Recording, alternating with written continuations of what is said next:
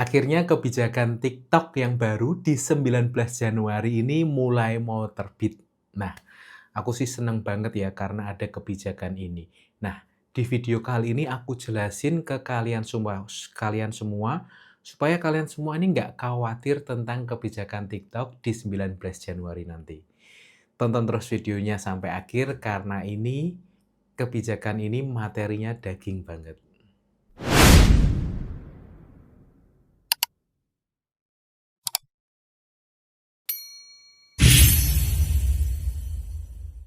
Halo semua, balik lagi sama aku Samuel Kurniawan Lukmana. Gimana teman-teman semua kabarnya? Akhirnya kita dapat pembahasan lagi di TikTok Affiliate tentang kebijakan yang mulai 19 Januari batas posting konten baru untuk konten kurang interaktif. Kalian bisa cek ya. Di sini aku sudah screen record. Nah, aku sudah baca tentang kebijakan ini. Nah, tapi aku mau ngajak kalian untuk kalian belajar supaya kalian ini nggak salah tafsir, ya. Supaya kalian ini jelas dan tahu tujuan kebijakan TikTok 19 Januari yang terbaru ini di 2026. Nah, makanya di video-video aku ini selalu mengedukasi kan, supaya kalian ini, tahu caranya, supaya kalian ini praktek sendiri ya. Karena jangan sampai kalian ketergantungan pada satu konten kreator tertentu, ya. Kalian males baca ya kan, kalian males cari, ilmunya, kalian males mempraktekannya, ya bagaimana bisa berhasil. Nah, yuk kita mulai, kita bahas tentang kebijakan TikTok di 19 Januari 2026 nanti.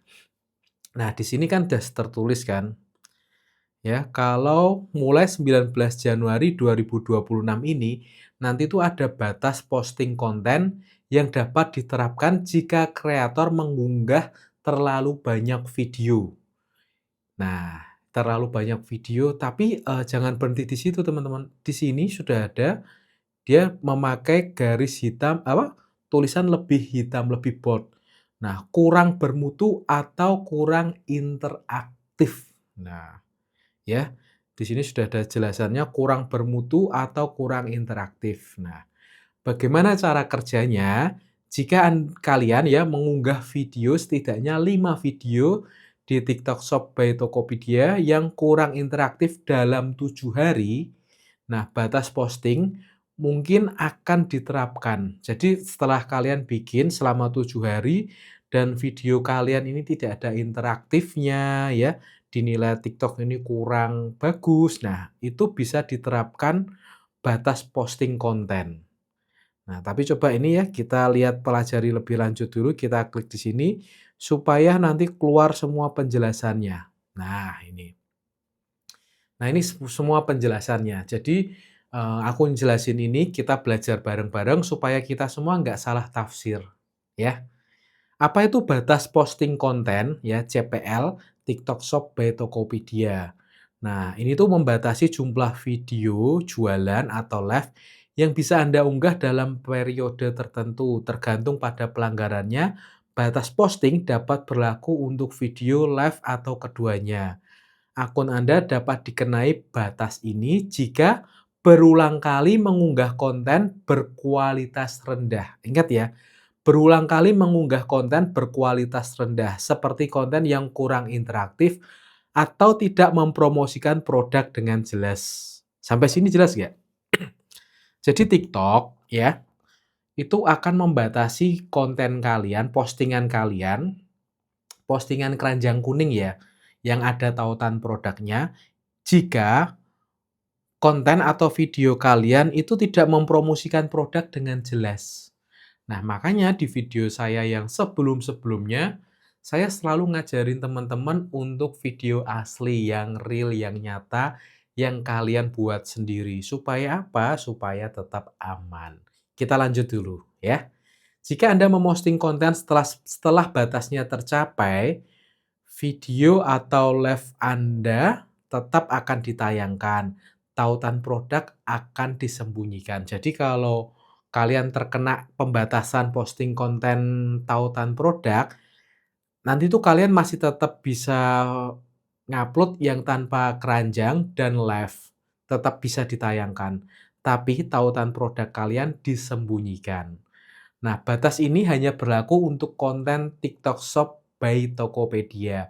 Video atau live tautan produk tidak akan terdampak, ya. Nah, tujuannya adalah membuat konten TikTok Shop by Tokopedia tetap bermanfaat, interaktif, dan berkualitas bagi penonton.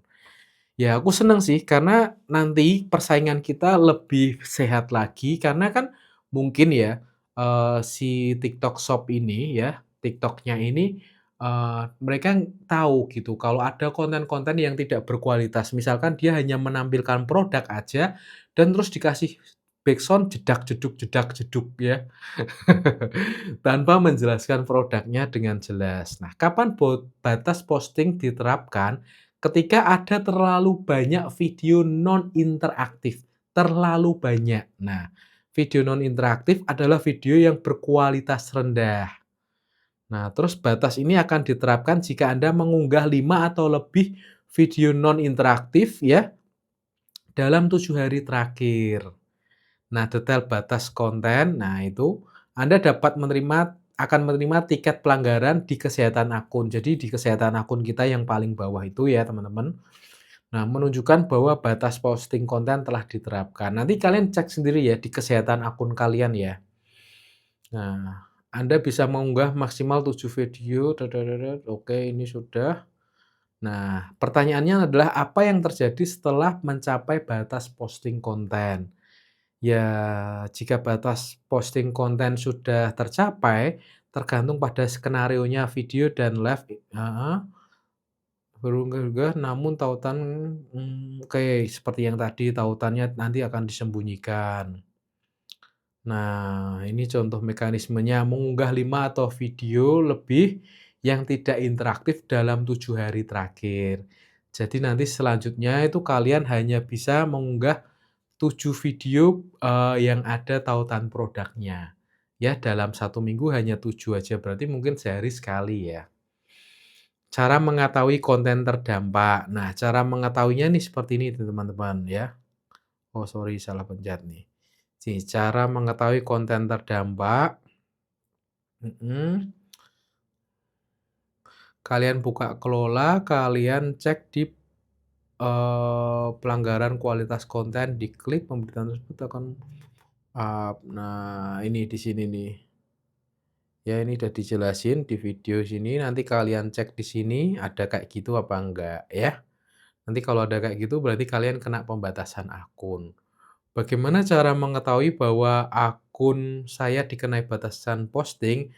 Anda akan menerima pemberitahuannya. Jadi kalau teman-teman misalkan nggak bisa buka-buka gitu, tenang, nanti akan ada pemberitahuannya. Bagaimana cara memeriksanya konten non interaktif? Nah, kalian cek ini di kinerja akun ya, ini sudah saya lingkari. Cek reputasi akun, lihat semua pelanggaran. Nah, kalau di situ kalian pelanggarannya nol ya, violation-nya nol, itu berarti aman, nggak usah khawatir ya.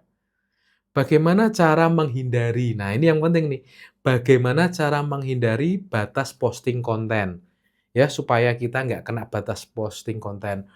Nah, ini simak baik-baik ya. Buat konten yang berfokus pada produk agar penonton lebih memahami produk yang Anda promosikan.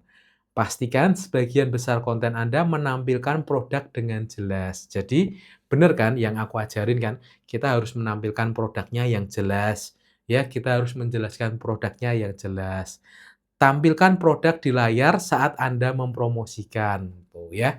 Jadi ketika kita mau mempromosikan mikrofon kayak gini, tampilkan di layar. Ini perintah dari TikTok ya. Jangan tinggalkan layar dan tetap berinteraksi dengan penonton secara real time, terutama untuk yang live. Berarti nggak boleh asal nge-live ya. Tunjukkan fitur produk dari berbagai sudut pandang atau dari jarak dekat. Nah, ditunjukin fiturnya apa aja, bener kan? Jangan gunakan format konten non interaktif atau repetitif. Jadi nggak boleh digunakan berkelanjutan. Jangan gunakan gambar diam atau slide text ya, nggak boleh itu. Jangan hanya mengandalkan alas putar tuh ya, siapa yang sering pakai alas putar doang menampilkan produk. Jangan mengulang elemen visual yang sama tanpa interaksi yang bermakna. Nah, itu sudah jelas semua ya. Kalau nanti ada kalian banding, nanti tinggal bandingnya caranya kayak gini ya. Jadi di video sebelumnya aku sudah ngingetin kan ke teman-teman semua kalau kalian mau bikin konten, bikinlah konten yang original. Kalau kalian belum punya uang ya buat beli produk, aku sebelumnya sudah ingetin ke kalian pakai produk yang ada dulu di rumah. Kalian cari. Cara risetnya kan sudah aku tunjukin caranya, ya kan? Di situ aku ngajarin buat kalian supaya kalian benar-benar bisa jualan, teman-teman, ya. Jadi jualannya itu benar-benar ada produknya, bikin videonya benar-benar ada produknya, original. Karena kalau kalian bikinnya original, kalian sudah pasti tenang dan aman, teman-teman, ya. Kalian sudah paham ketentuan-ketentuan TikTok itu aman, seperti yang aku ajarin. Kalau kalian nggak punya produk kayak gini, ya jangan jualan yang kayak gini, jangan ngambil nyomot gambar orang, ya, terus kalian animasikan berbagai macam, jangan, teman-teman, ya. Karena TikTok nggak suka yang seperti itu, betul ya? Nah, TikTok kepengennya kalian tuh yang original, seperti itu. Jadi kalau benar-benar kalian mau jualan, ya jualan yang original. Pakai dulu barang yang ada di rumah, kalau nggak ada, pasti ada sih menurutku, pasti ada barang di rumah. Sapu ya toh, terusan bantal, sprei, itu kan kalian juga pakai kan, sampo ya kan, sabun, itu juga kan pakai kan dalam kehidupan sehari-hari kan. Keset, itu juga pakai kan. Jadi aku rasa kalian tuh sebenarnya produk di rumah ada, tapi kalian kurang memahami, kalian kurang terbuka. Nah, seperti itu teman-teman. Terus, misalkan nih ya, kalau kalian masih bingung, kalian tulis saja di kolom komentar, nanti aku bisa bantu jawab dan jelaskan. Jadi tentang kebijakan TikTok yang 19 Januari ini, kalian nggak usah pikir pusing selama kalian ini berada di jalur yang benar. Berada yang jalur benar, ya kalian bikin konten dengan benar, dengan jelas, ya seperti itu. Menunjukkan produknya, ngasih tahu fungsi dan manfaat produknya, seperti itu. Jadi nggak usah khawatir ya. Jangan kalian, berasumsi, "Wah ini gimana," nggak usah pusing. Kalau kalian berada di jalur yang benar dan tepat, ya pasti jalannya lancar deh. Daripada kalian comot video ya kan, terusan kalian buat yang nggak bener ya kan, ya nggak sejalan dengan TikTok yang nggak mau, ya kita akan terus was-was. Tapi kalau jalan kita sudah benar, tepat, berada di jalur yang benar, ya kita adem ayem, ya kan, tenang.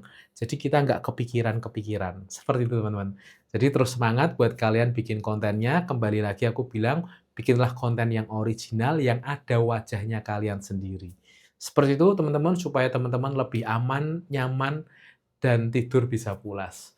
Sampai jumpa di video berikutnya.